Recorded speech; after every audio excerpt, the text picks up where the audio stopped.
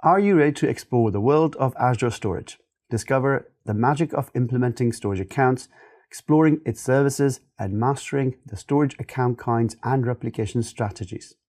Learn how to access and secure the storage endpoints, ensuring your data is safe and sound. Prepare to unlock the full potential of Azure Storage. Let's get started. Azure Storage offers you different storage solutions. Let's have a look at some more details into Azure Storage accounts and how we work with different storage solutions we have. Now, to begin with Azure Storage, we need to understand how we create a Azure Storage solution. First, we'll have to go into Azure and start creating a storage account. Let's get into a storage account details just in a second.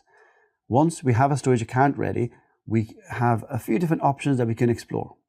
Azure offers 4 different types of solutions within a storage account. We can start off with Azure Containers. Typically, Azure Containers is nothing more than just a space for you to store your data type. Typically, this is where you go and create your blobs. Blobs simply stands for binary large objects.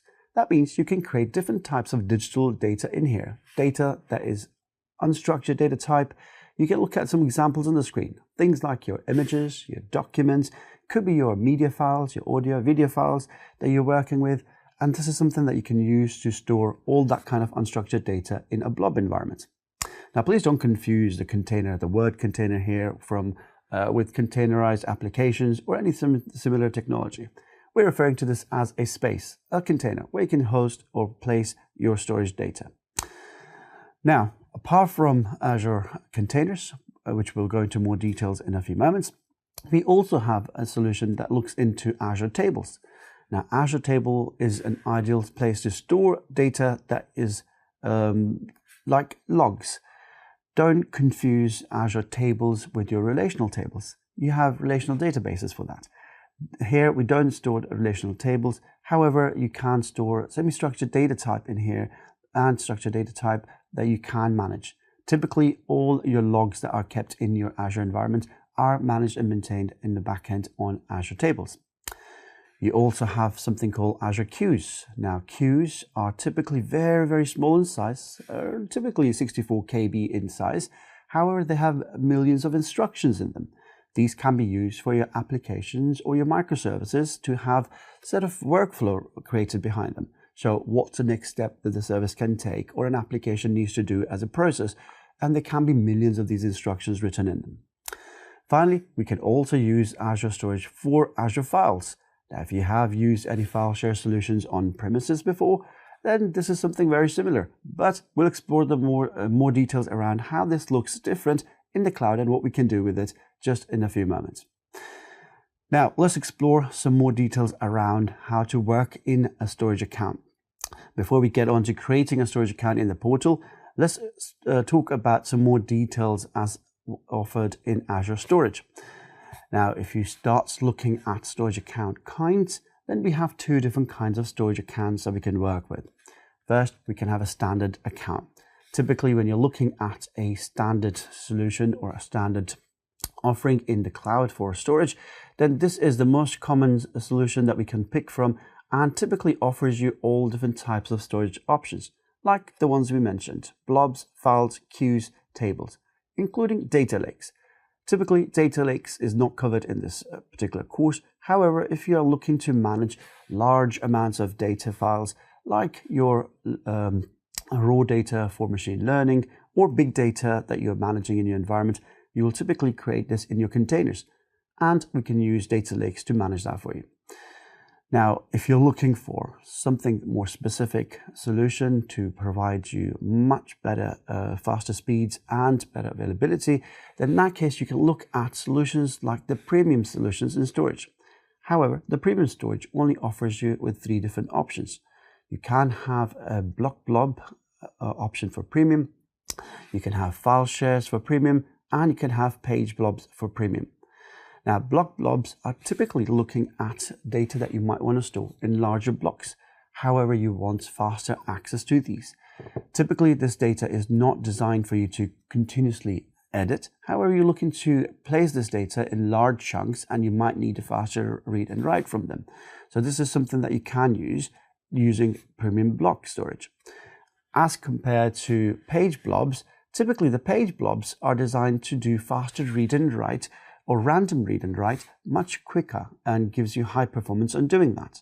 Now, if you look at examples of creating a solution that requires faster read and write, typically your operating systems would do that to a disk. Now, in this case, if you think of placing a resource in here, you could think of creating a virtual hard disk that is going to be used by a virtual machine, for example, to be placed in that type of solution. So you can look at placing virtual hard disk in a page blob. Now, apart from that, we have file shares that we mentioned. We'll go into details around that a bit later in the course. However, if you're looking for a high performance file share solution, you can resort into looking at a premium file share. So you have 3 premium options that are given to you. Let's discuss some more details around these as we jump onto the portal to have a look at them in a bit more detail. Now, before we do this, there are certain other options that we need to consider. One of the things would be to understand how does Azure manage the data that we're storing in the backend into the cloud to ensure the durability and availability of this data. Now, to cover this area, we need to talk about replication. Let me jump onto a whiteboard to explain some of these concepts in a bit more detail.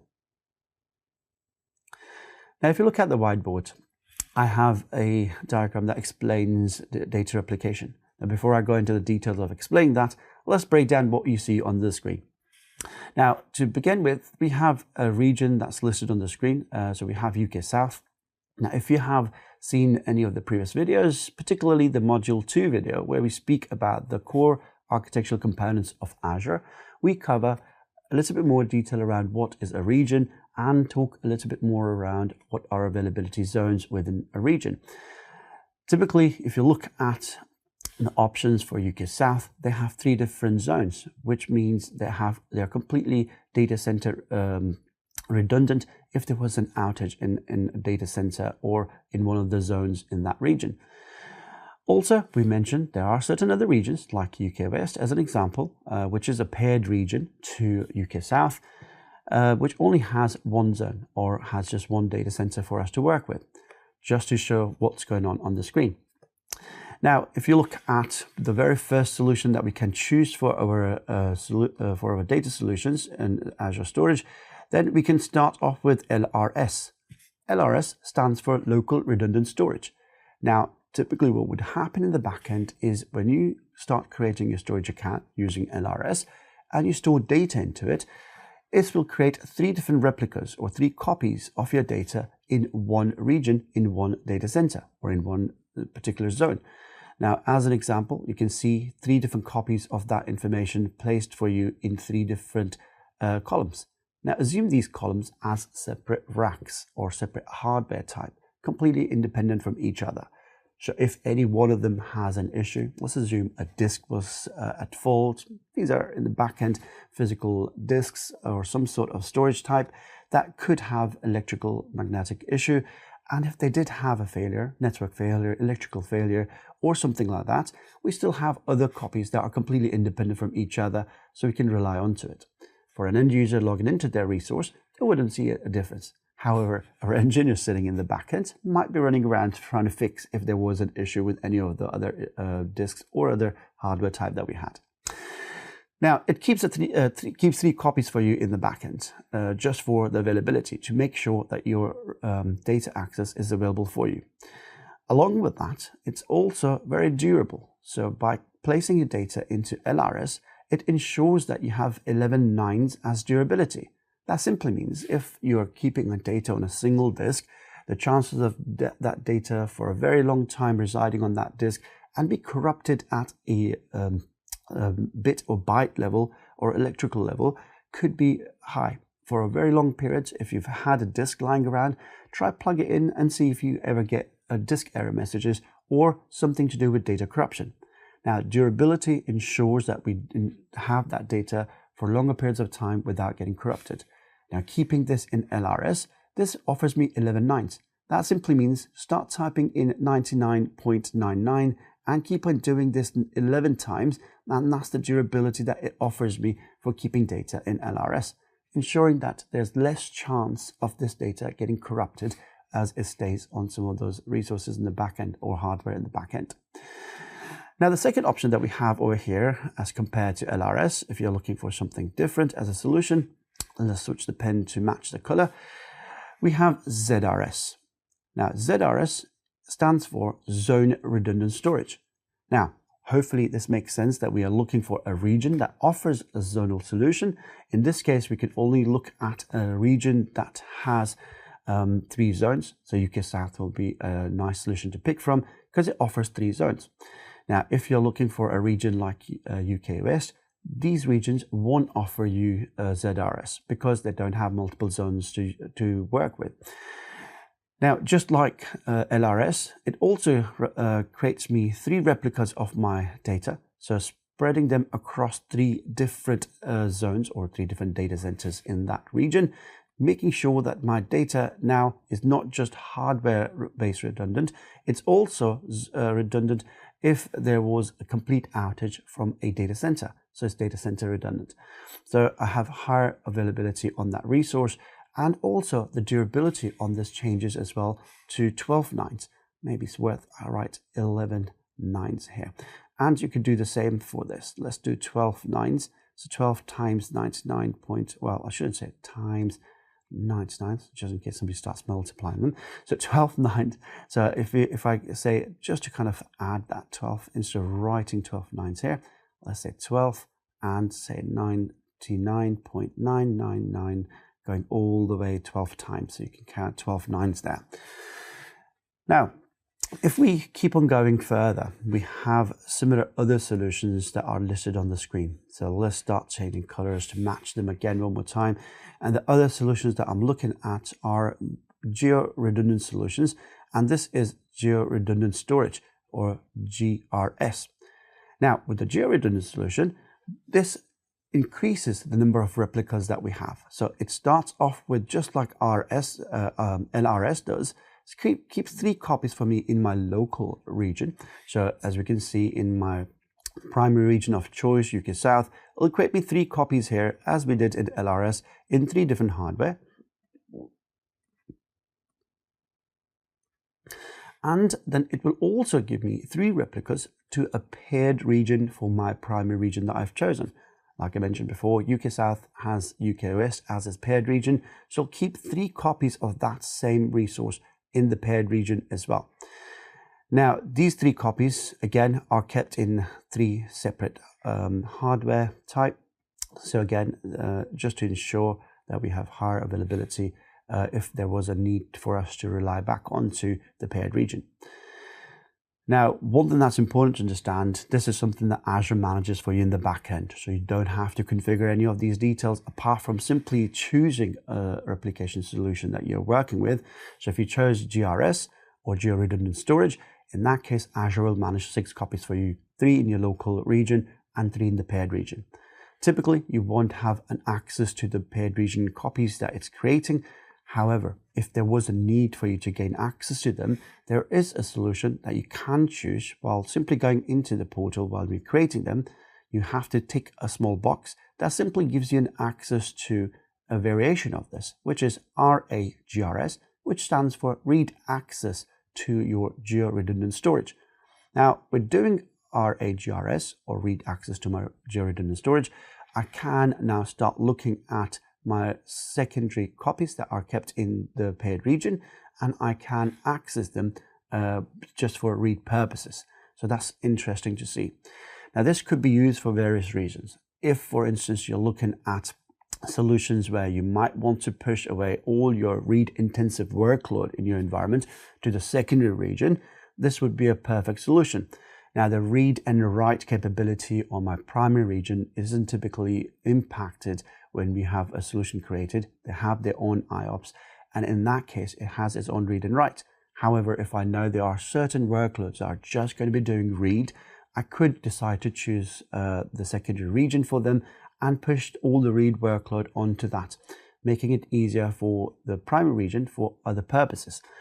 Now, one thing that's important to understand so far when we have spoken about solutions that are on the same region, so for example, the first 2 replications we spoke about, LRS or ZRS, both situations, the data is in the same region. Typically, this data is written synchronously. As and when you hit the save button or bring the files in or bring the data in, it saves them into 3 copies at the same time. Now, even in the example of ZRS, you can see we split the data across 3 different zones. And as I've mentioned on the screen as well, that this is synchronously written into 3 different solutions, so 3 different zones at the same time. The Geo solutions are slightly different. As and when the data moves from one region to another region, typically this is done in asynchronous mode. That means in Geo solutions, my 3 replicas on the primary region are written first. As and when they're complete, they'll then start writing the secondary copies of 3 additional replicas into the secondary region. So these are going to be asynchronous. Now, if for any reason you are plugging in a read workload onto the second region, but you require an up-to-date information in real time on when things are happening and recorded into the data or into your storage account, then maybe your secondary region read might not be a best solution for that, because there might be a little bit of delay in that data to be written in the secondary region. So if it's a very, very critical workload, you might still want to keep the read into your primary region. However, if that is not an issue or a constraint, by all means, you can pull the data from the secondary region. Things like plugging your dashboards that explain what's going on in some of these, reporting from them, or someone who is just looking to read information from some of these storage solutions, then your RA/GRS will be good enough. Now, let's pick up one last solution that we have on the screen. Let's switch the colors for this to go into orange, and let's go down into talking about the last option that we have on the screen. Now, for the last option, this is a mixture of a couple of other solutions that we've already spoken about, and this is GZRS. As you can now imagine, we're looking at a Geo solution. However, this is going to be spread across different zones in my primary solution. So looking at the scenario that we have in UK South, again, if I'm using a region that doesn't offer me zones, this solution won't be available. However, if I've chosen the right region, like UK South, I could use GZRS. That means it will keep 3 copies for me. So both my Geo solutions altogether will keep 6 copies. Now, it will keep 3 copies for me in my primary region, but spread them across different zones, just like we did with ZRS. And finally, it will look at creating me 3 additional copies or replicas into my secondary region. Just like with the GRS solution, the 3 replicas that it's creating for me on the secondary region, these are not directly accessible for me unless I go into the portal and choose a tick box that suggests, hey, I might want to read that data too, and I can request RA/GZRS, which is read access to my zone redundant storage. Now, bear that in mind, even if you're using GZRS, the 3 copies in 3 different zones is only kept in the primary region, not in the secondary region. In the secondary region, they will always be kept just like in the same single zone, and will be kept in 3 different hardware for you in the back end.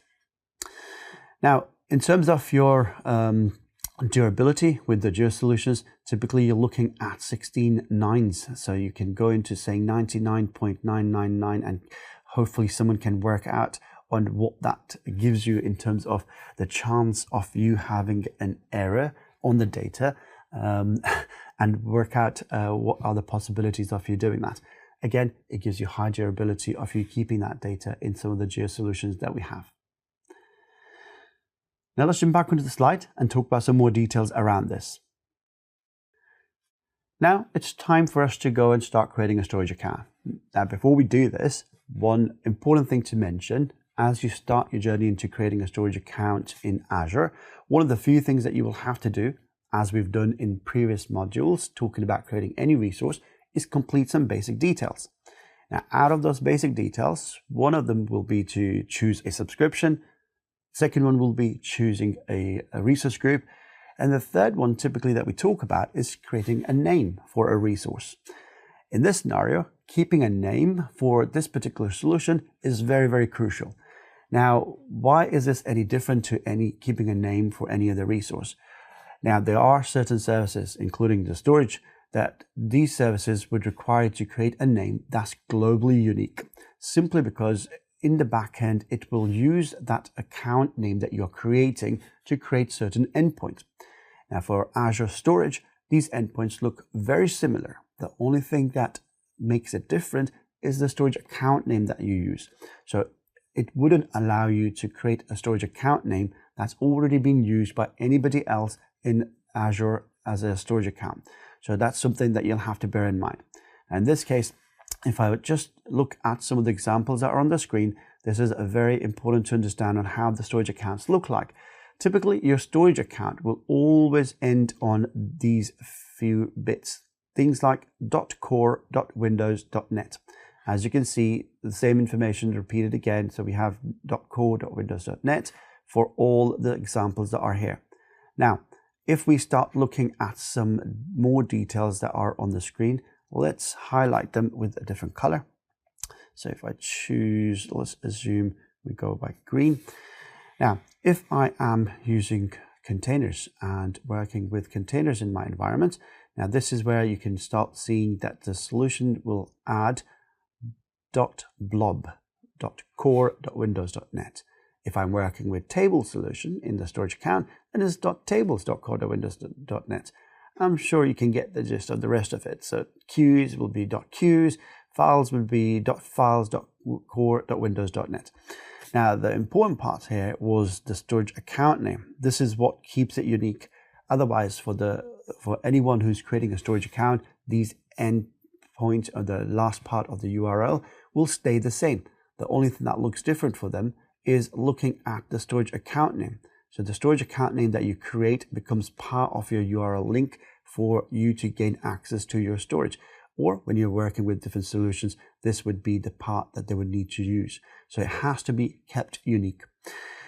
Now we can choose different options to change some of these details. For instance, we spoke about DNS in one of the modules during networking sessions. You can bring in your custom domain details in here as well. And you can start looking at providing it with an access name such as blob.contoso.com instead of using the blob.core.windows.net with your account name. So you could use a CNAME to help you direct your traffic into your own custom domain name. So you have some of those options. Otherwise, by default, it will be your account name .blob.core.windows.net. Now let's jump into the portal and start creating a storage account. All right, we're back onto the portal. Now, if you go into storage accounts, if you don't have storage accounts on your favorite blade, or if you don't have them in your recent used services, you can always type them in or look for new resources from the blade and jump into creating a new storage account. Now let's jump into the storage account quickly and have a look at some details in what we can do as part of creating a storage account. First thing we're going to do is we're going to start looking at creating a new storage account. Let's hide the menu blade, make some space for us to work with this. And let's zoom in a bit.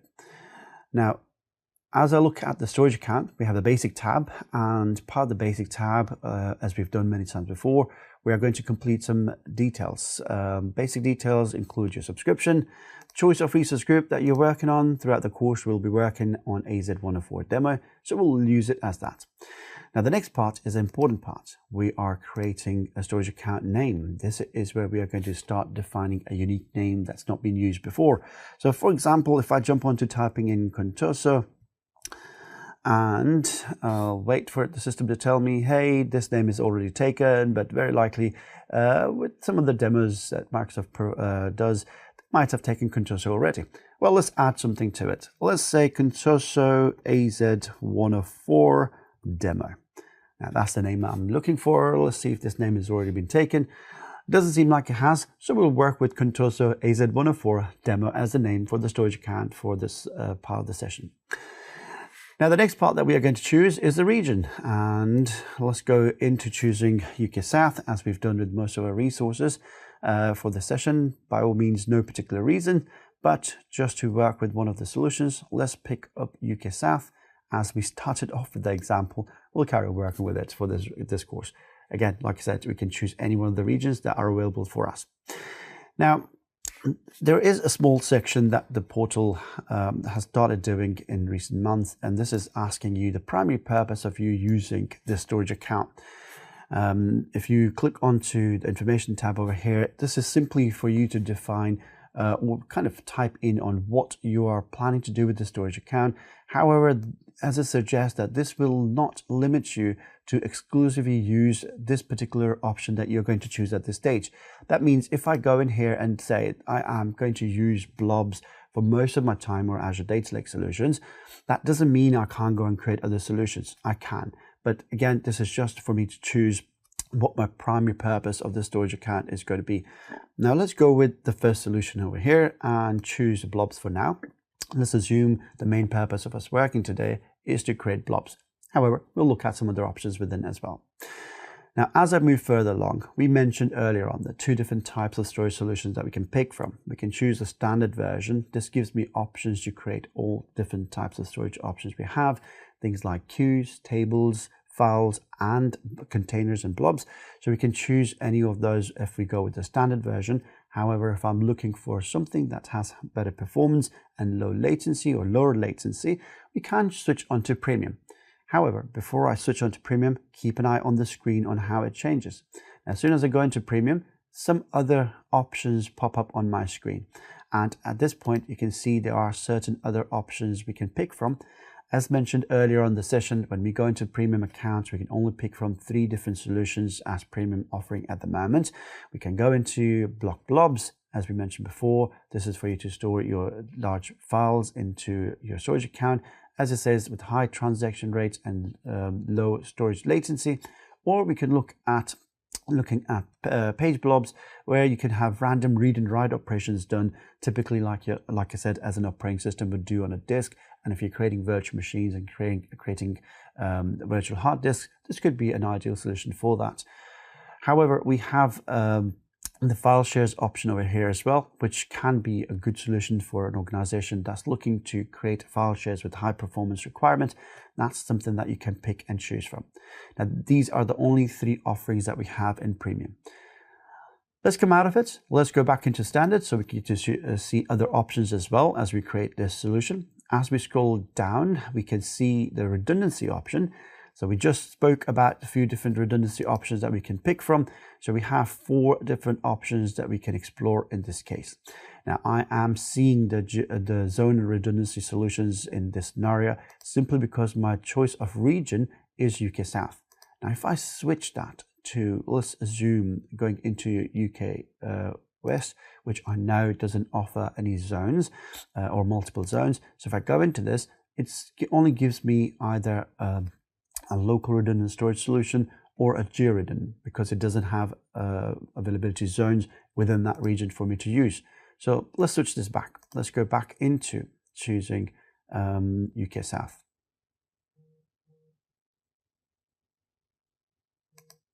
Right, after we've gone back to the UK South as a solution, again, we can see all the 4 options that are available for us. Now, in this particular demo, I am going to carry on with local redundant storage as part of this setup. However, just to explore some of the options that we can see with geo-redundant solutions, as I mentioned, typically with geo-redundant solutions, you get 6 replicas of this data. However, the 3 replicas are in your primary zone and 3 are kept in your secondary zone, which is going to be a paired region for your primary solution. So UK South is my primary region. UK West becomes my secondary or paired region to UK South. That's where the 3 other copies or replicas are kept. However, by default, I can't access them. And like I said earlier as well, that for you to access them, all I need to do is tick this box and request access to the secondary region as well. So if I need to read data from the secondary region, I should be able to do that by simply ticking that box. Now, let's come back out of this. Let's go back into the local redundant storage for this demo, and we'll progress from here and see how we can do the rest of the details in the storage account.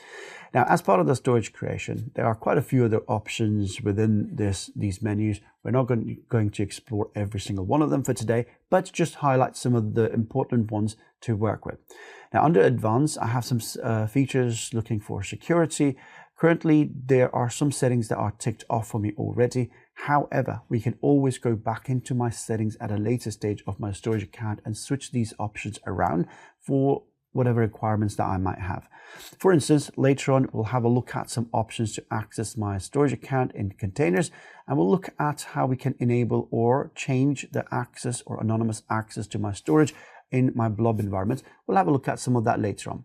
We can always come back and tick this off, or we'll see how we can change these settings after the storage account is created. So I'll leave this out for now. Currently, my storage access is going to be based on my access keys. We'll talk more about what these keys are as part of the security of my account, and I'll explain and where they are and how we manage them. We can also switch this to have our account accessed by default using Entra authentication in the portal. So users will have to go and authenticate to Entra to gain access to my storage account. Again, depending on your requirements, you might want to switch that from access keys to Entra authorization. Along with that, there are quite a few other options that are here. Let's touch on some more of these just to clarify some details. Typically, when we go into my blob storage accounts, the blobs are not necessarily a hierarchical storage resource. You are not necessarily looking at creating folders and subfolders and files within them. It doesn't cater for that kind of solution. However, you are still able to create directory paths within them. If you're looking for a solution for your data lake and you want to create a hierarchical namespace, you should be able to come in your settings and tick that box off. Now, this would be important, so please make sure if you are planning to create a storage account that's used for that purpose, please make sure you tick that box so you can have a hierarchical structure in your blob account. Apart from my blob accounts, if I scroll further down, I can see some more details into my blob storage. Currently, it's talking about different tiers that I have over here available for me to look at. Now, let's leave this conversation for a few moments. We'll come back into the tiers and discuss what the tiers are and how they look like and how this impacts me working with my resources and also the cost that comes along with that. But we'll jump onto that in a few moments. Let's just create a storage account first, and then we'll discuss details around the blob storage in a few moments. With Azure Files, there is a small option down here that tells me that I can enable large file shares. Currently, this is ticked off for me already and grayed out. In the past, this used to be a minimum or a size of 5 tebibyte. You are hearing me correct. I am saying tebibyte and not terabyte. Now, if you are not aware of the difference between the two, by all means, have a look at the details around that. Typically, when you're looking at a value of terabyte, you're assuming it's 1,000 gigabyte. This is to be more precise because you're losing out on 1024, which is the exact value. So you're losing out on 24 gigabytes. As we jump up in numbers, that becomes quite a lot of space. So this is to be more precise data value calculation. So we're looking at 5 tebibytes. However, in recent months, this has changed, and the storage accounts in the past where we're creating file shares, we had to request for creating file shares of up to 100 tebibyte. Now, this is a default. So you don't have to go and request for one, but by default, you'll see your accounts are going to be offering you to create file shares of up to 100 tebibyte. So we don't need to make any changes to this. Let's go back up on the top, look at some networking options. We will come back into the security part of this module in storage and discuss some more details around networking. However, at a very, very quick overview of this, you can see that we have currently my data being accessed from any network or all networks at this point. That means if I have the storage account created, anyone in the world or from anywhere on any network should be able to access this, given that they have the right details. They should be able to access my storage. Now, for generic solutions, this might be okay, but if you're looking to create secure solutions and create secure access to your storage account, this might not be the solution that you might want to choose. And we will look into choosing other options and tie this into some of the topics we've covered in our networking solutions or networking modules, discussing on how we can make this more restricted access from certain networks. So we'll come back to this, and we've spoken topics like private endpoints and service endpoints. So we'll have a look at having those conversations back again as part of securing my storage account. Now, in terms of data protection, By default, any storage solution in Azure is typically secured as encryption is embedded into it. Similarly, with my storage account, by default is encrypted at rest. So I don't necessarily need to worry about encryption to begin with. However, before I go into more details around encryption, you can see there are options for you to choose if you want to start looking at creating soft delete solutions. Now, by default, this box is ticked off. I can change my soft delete options from 7 days to any number of days that I choose. However, bearing in mind that this is something that I can imagine as a recycle bin. So if somebody has deleted a data by mistake or for a malicious action, I can always go back and recover this data from the soft delete, depending on the number of days that you define. By default, this is 7 days. Along with that, I can look at enabling tracking on my blobs. We'll look at some more details around tracking when we look into managing our blob environment on how this becomes useful. And I'll enable this feature at a later stage. Now, this can be quite nice if I want to see who last accessed a data type or when was the last time a resource got access. So this is where we can enable tracking for us to see some of that data, and we can plan some other solutions around that too, apart from monitoring and securing my solutions. And we'll have a look at some more details around that a bit later on. And if for any reasons you're looking for creating data that is stored in your environment that is kept for a particular duration of time, either it's a compliance requirement or there is a legislation that dictates that you must keep some data in your environment for a particular period of time, you can look into creating immutability in your storage accounts, which will ensure that the policies that you create, that data will retain for that duration of time, and you're not able to delete that data out of that duration. So it will restrict anyone from deleting that data for the duration of the policy that you create in here. So be careful of creating these in your environment, even if they are for demo. Now, let's jump back onto the encryption. As I was saying, Azure has a storage level encryption or service encryption embedded into this. So SSE is already part of it. So your data at rest and storage accounts is encrypted. Typically, Microsoft manages these keys for you. So by default, you see Microsoft managed keys are already highlighted for me. That means if I create storage account and keep data into this, this is already encrypted using solutions that we have part of my storage account, which we'll discuss a bit later in security. However, every time I access this data, it's decrypted and encrypted as I leave it, automatically without me having to do anything additional. If there was ever a need for me to change some of these settings, I can always go and choose to say, I need to bring my own keys, and this is something that I will manage, and I will encrypt my own data with my managed keys. By all means, you can. So you can choose customer managed keys and bring your own keys. However, for you to do this, we highly recommend you choosing a solution where you can manage your keys very, very safely and securely, so you don't lose access to those keys, or you don't misplace them, or they don't fall into wrong hands. So you can use solutions like Key Vault and manage your keys in that environment.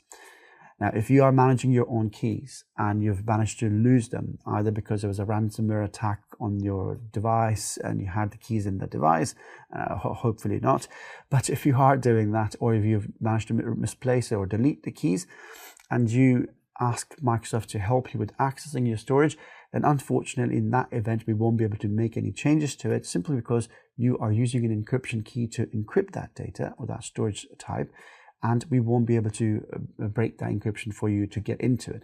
So please make sure if you're using your own encryption keys, you manage them well and keep them in a secure place. Again, this is something that you can look into more details around. If you're looking to manage your own keys, there are options to look into implementing your Key Vault and linking that to your storage account on how you would like to access them.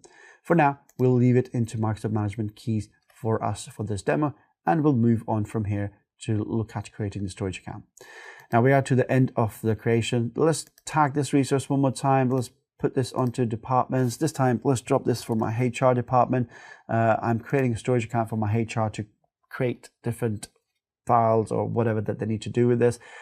So let's start creating this account. let's go back and see if Azure will validate all my options that we've chosen. You can go through reviewing the information on the screen to make sure you've chosen the right details. And once you're happy with all the details, you can hit create and let the storage account be created for you in the Azure environment. Okay, my storage account is now ready. Let's go into it and have a look at some details from here. Now, at a quick glance, I am in my storage account menu at the moment. So you can see that right at the top of the screen. So I am the storage account. This is my storage account blade. And currently I'm in the overview tab to look at some details. We can see all the settings that we configured while we were creating the storage account listed on the screen. So we can pick up any information to understand exactly what we created or what's been defined as the point of storage account creation. Now, along with that, if I scroll down on the side of the screen on the blade, I can see that I have quite a few different options to look at, which we'll cover in more detail shortly. But for now, I can see I have different data storage solutions within this. I can go into creating containers, file shares, queues, and tables, because this is the standard account. With the premium accounts, we won't have some of these options. And we'll go back into configuring security in the next part of the session. Now, just before we stop this part of the session, one thing that's interesting to see, if I go into my endpoint to verify the information that we were covering just before the demo, we mentioned that every storage account will have an endpoint that looks very similar. So let's quickly highlight some of that information right on the screen. So if I scroll down here, you can now see that all my storage accounts typically end with core.windows.net, like we mentioned before. So I'll highlight 3 of them that are visible currently for us on the screen. However, if you look carefully, I have my storage type in here. So we have, I'm canceling you out. So we have blob over here. We have the file solution over here, and we have the queue solution over here. Obviously, if I scroll further down on the screen, we have the tables there as well. As you can already see, parts of the table visible there. Now, if I go into showing the first part of this link, this is the storage account name that we created. So that is Contoso AZ104 demo, one word, has my storage account, which is again seen again and again for all my endpoints for this storage account. Now, I'm hoping this gives you a quick understanding on how to create the storage account, some of the details that go within as part of the replication, location, and other solution or other options that we can choose. Now, before we explore any further details going into security or securing my storage account, which we'll look into the next session. So this brings us to the end of this part of the session.